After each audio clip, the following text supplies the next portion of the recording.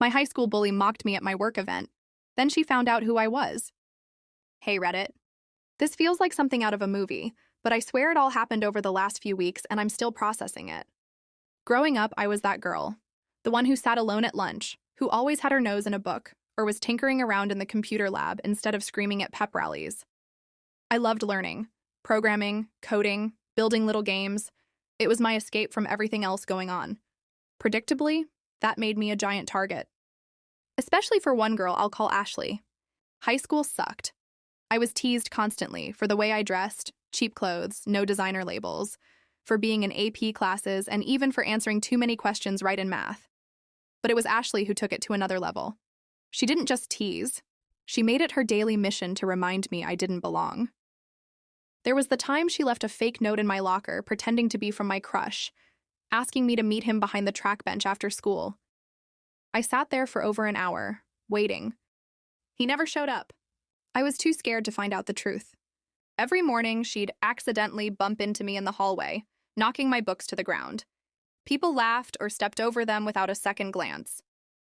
One morning, I was sitting on a hallway bench before class, trying to finish up my app assignment on my laptop.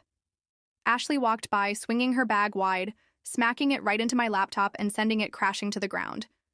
The screen cracked across the corner. She just smirked and said, "Oops, I didn't see you. It was an accident." Walking off, her friends giggling beside her. Messages showed up on the bathroom stalls. The janitor scrubbed them off when he noticed, but by then the damage was already done. By the middle of the year, I stopped eating lunch in the cafeteria altogether. My food somehow always ended up dumped on me, in my lap, across my homework, or knocked onto the floor. After that, I started hiding in the computer lab during lunch. The teacher left his door open for students as long as they were quiet and working on school-related projects. He stayed at his desk reviewing work while I tucked myself into a corner, trying to stay invisible. The low hum of the computers and the tapping of the keyboards became the only sound that made me feel safe. It became the only place I could breathe. The teachers, they knew. They called it normal teenage drama and moved on. But somehow it lit a fire under me too. I knew even back then that I wasn't going to stay in that town forever. I just had to hold on. I powered through, graduated early, and got into a great college out of state. During college, something incredible happened. I started working on an app with a few classmates, a productivity tool to help small businesses manage remote teams. At first, it was just for fun, but people started using it, then businesses, then investors came knocking. We pivoted, expanded, rebranded. By the time I was 24, I was running a full-fledged company with offices across the country. Now, we're valued in the billions. Writing that still feels insane. Fast forward to a few months ago. We decided to open a new branch in the Midwest, and someone on the team suggested my hometown. At first, I laughed it off. No way, right? But then I realized, why not? Jobs are jobs, and the town could use the opportunities. I agreed and made plans to oversee the launch myself, flying in quietly under the radar. No big announcements, no flashy entrances, just work. While I was there, I stayed at my childhood home with my parents. Walking through the front door again after all those years felt surreal.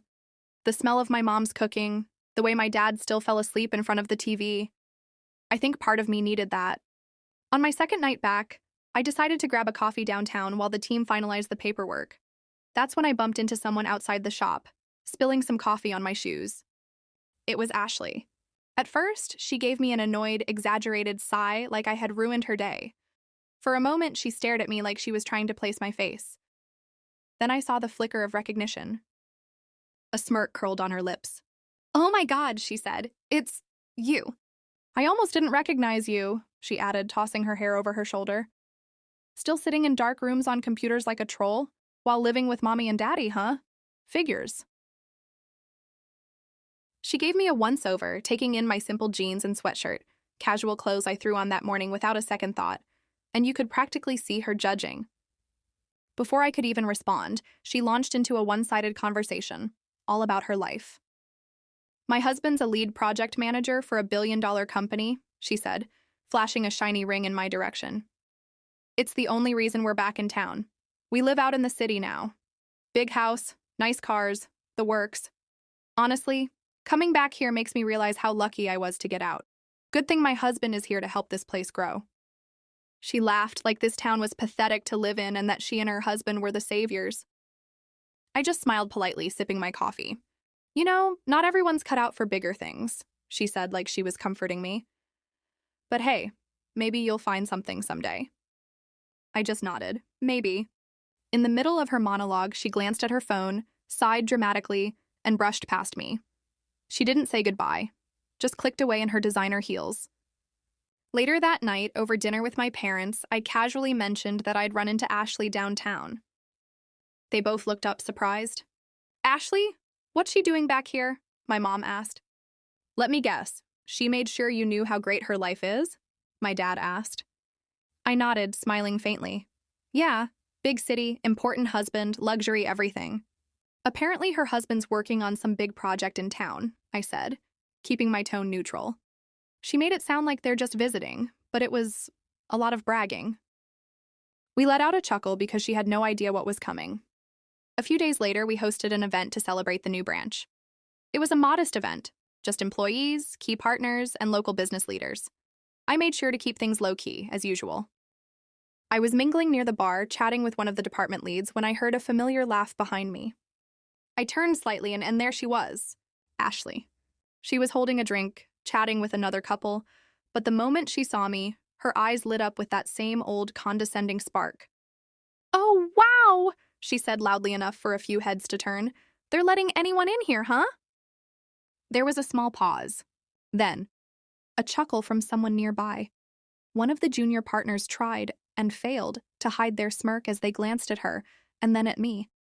Ashley took a sip of her drink, clearly still feeling like she'd scored points. Seriously, are you here with someone? I didn't think this was open to the public. I just smiled, calm and collected. Nice to see you again. She stepped closer, lowering her voice slightly but keeping the smug tone. I mean, this is a company event, right? You working catering or something? Behind her, the same junior partner who had chuckled before caught the exchange, and now they were openly smiling into their drink, watching her dig her hole. Before I could respond, a man's voice called out warmly behind her. There you are. Ashley turned, and her expression changed instantly.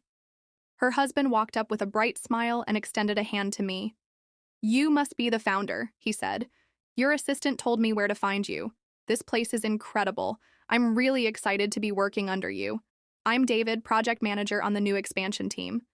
I shook his hand with an easy smile. Nice to meet you, David. His smile widened. And this, he said, turning to gesture at the woman beside him, is my wife, Ashley. There it was. Her eyes locked onto mine, and in that one moment, I watched everything change. The recognition, the shock, the realization. She froze. You two know each other? David asked, still cheerful. I kept my tone pleasant. We went to high school together. Ashley let out a brittle laugh. Oh, wow, small world. David beamed, clearly oblivious to the tension. I told her the leadership here seemed sharp. Didn't expect to find out my wife went to school with the CEO herself. Ashley said nothing. She just stood there, drink in hand, face flustered with embarrassment, while behind her, the junior partner who had overheard everything earlier, now quietly gossiping about her, shook their head, and smiled, widened, and walked away.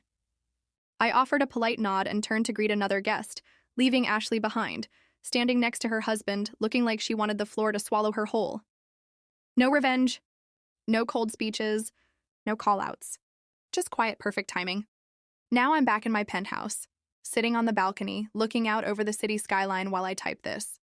Sipping a ridiculously overpriced bottle of wine and thinking about how funny life is. Back then, she thought I was a nobody. Now she knows exactly who I am. If you enjoyed this video, leave a like and comment. It helps our channel grow. Thank you and have a wonderful day.